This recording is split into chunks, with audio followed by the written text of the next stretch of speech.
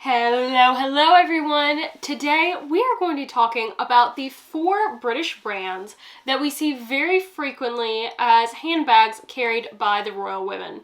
We've got Launer, which is the favorite bag of the late Queen Elizabeth, Aspinal of London, which is a bag we've seen in the new Princess of Wales carry a lot.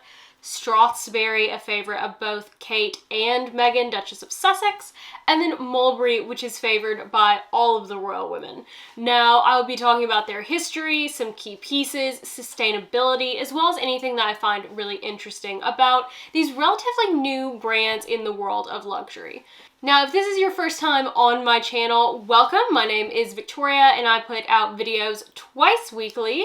If you are returning, welcome back, and either way, I'd love it if you'd subscribe if you haven't done so already, and leave a comment down below if you love one or more of these brands, if you have a bag from these brands that you love, because I would love this to be a conversation to see what all actual people enjoy, not just the royal women.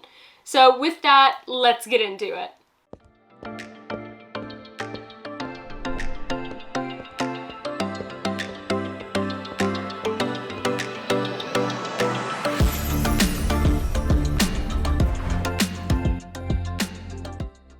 Now, in honor of Her Majesty, I want to start with her favorite brand, which is Launer. Now, Launer was founded in 1940 by Sam Launer, and Her Majesty actually received her first bag from the brand in the 1950s. Now, unlike what most people say with it being 200 plus bags, that's not the case. Depending on which article you read from the current owner, he estimates that she has between 10 to 30 Launer bags. And she has a few different styles. Some have been custom made for her, but that is her go-to brand, her favorite brand, which is why it does have a Royal Warrant and is the only brand on this list to do so. And a Royal Warrant is super big. It's the royal family's personal seal of approval, and before Her Majesty passed, it was just Her Majesty, the late Prince Philip, and Prince Charles who were known to give the royal warrants. That will obviously change now. I'm sure that we'll see royal warrants from Charles, from Camilla, from William, and probably from Kate as well. Now, Launer actually struggled for quite a bit of its life, despite the fact that relatively shortly into its time as a handbag brand, and they were starting to be gifted to the royal family. And part of this is because for quite a while they were really more partnering with other brands to make bags for those brands. Like they partnered with Rain Shoes, who holds the patent from Her Majesty for shoes, and they even worked with Gucci on making some bags. So they weren't really making so much of a name for themselves, other than people knew that they produced really good quality goods, but they didn't think, oh, Launer handbags. Now, the Royal Warrant was received in 1968. It did not save the brand. It was actually then purchased in 1981 by Gerald Baldmer, and that is actually a really big gamble on his part because, like I said, the brand was not recognizable. But over time, he did sort of modernize it. He brought in bright colors as opposed to just the neutrals, browns, blacks. He also launched the internet website. But honestly, what really saved the brand 30 years on from when he purchased it is that Her Majesty in May of 2011 carried the bag to the royal wedding of the now Prince and Princess of Wales, and it showed the bag to so many people who had never really paid attention to it before, because that event everyone was looking at the fashion, and that included Her Majesty. And so a lot of people saw the bag for the first time all around the world, of all different generations that never really looked at it before, and they actually managed to crash the website that day. And so that's really, I think, what has kind of saved the brand over the past 11 years, is that association and people finally really truly recognizing that that is Her Majesty's handbag. Now, from the beginning, and even when the brand was purchased in 1981, the production has been at the Walsall factory, and the most iconic of the styles is the Traviata, I think it's how it's pronounced. But that style, it's very classic. It's a top handle bag. It does not look unlike the Kelly. If I'm being honest, I think that a lot of Launer's bags are a bit boring. Like, I hate saying that, but they're a bit boring, or you could call them understated if you wanted to be a bit nicer. But the really cool thing about these bags is that they are fully customizable in terms of the colors. So the flap, the handle, the front of the bag, the gussets of the bag, the interior, you're actually able to customize all those colors, which I think is really, really neat. And they have a huge selection of colors to pull from, and that really allows you to make the bag your own. Now, this being said, it does come with a bit of a hefty price tag, with the bags ranging from around $2,000 to around $3,500. But like I said, you are actually able to customize them, which makes them really unique and different from any other luxury house out there. And while I do appreciate the fact these bags are made in England, that they are very nice quality, I will note that there's really nothing about sustainability on the brand. So if that's a feature for you, then this next company is really the one that you are probably going to take a liking to, and that's Aspinal of London.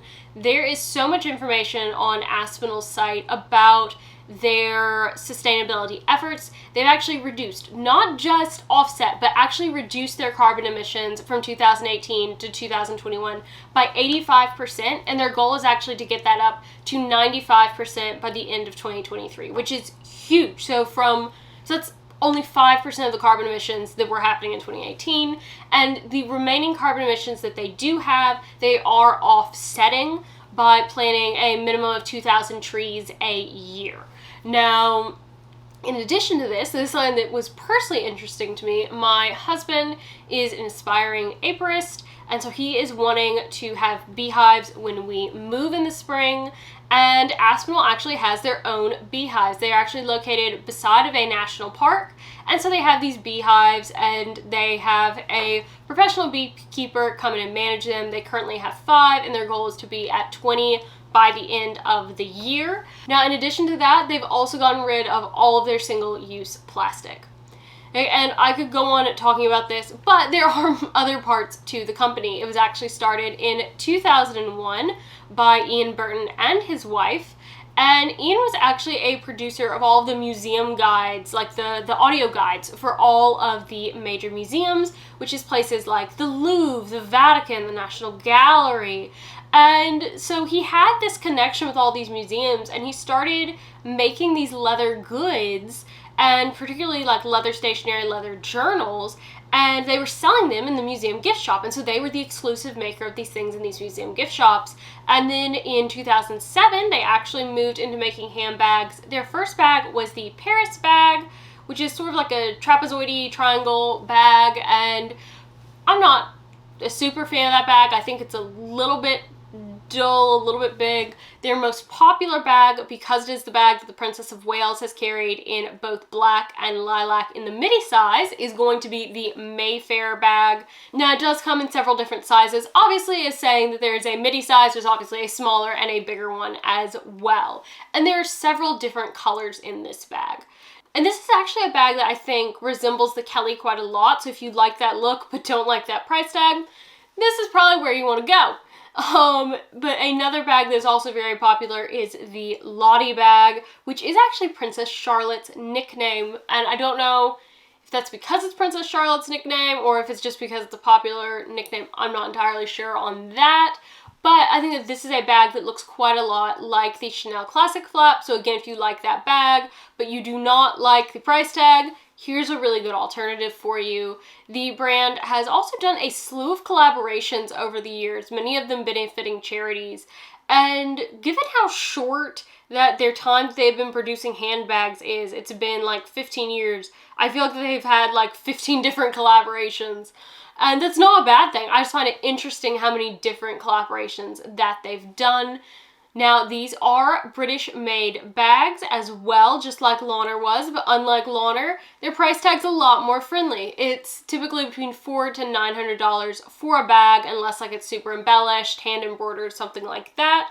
You obviously cannot customize these bags, but you can actually hot stamp them, which I think is really neat. They also sell, of course, a variety of leather goods as well. Quite a few of them I'm actually looking at, including the dog collar, because it's in green leather. My baby Golden, who's no longer a baby, she's like 3.5, but my Golden was the green girl in her litter, so I'm really thinking about getting this collar for a new collar. Now, the third brand that we have seen frequently on both the Princess of Wales as well as the Duchess of Sussex, and that has been featured in a couple of different videos on my channel. I'll link those down below. So if you're considering one of those bags, check out that video. But this brand was established in Scotland in 2013 by the Handbags, and these bags are made in Spain by leathers that have been tanned in either Italy or Spain. They do actually use all recycled materials in their packaging. That's pretty much as far as their sustainability goes, but they do really try to make sure that everything is ethically sourced, be it their silks, their cashmeres, or their leathers. Now, their two most popular bags are going to be the East-West, which comes in a regular size, a mini size, as well as a baguette style, which is a thinner version. And then their Tote, which comes in the Nano, the midi, and then the regular sized Tote.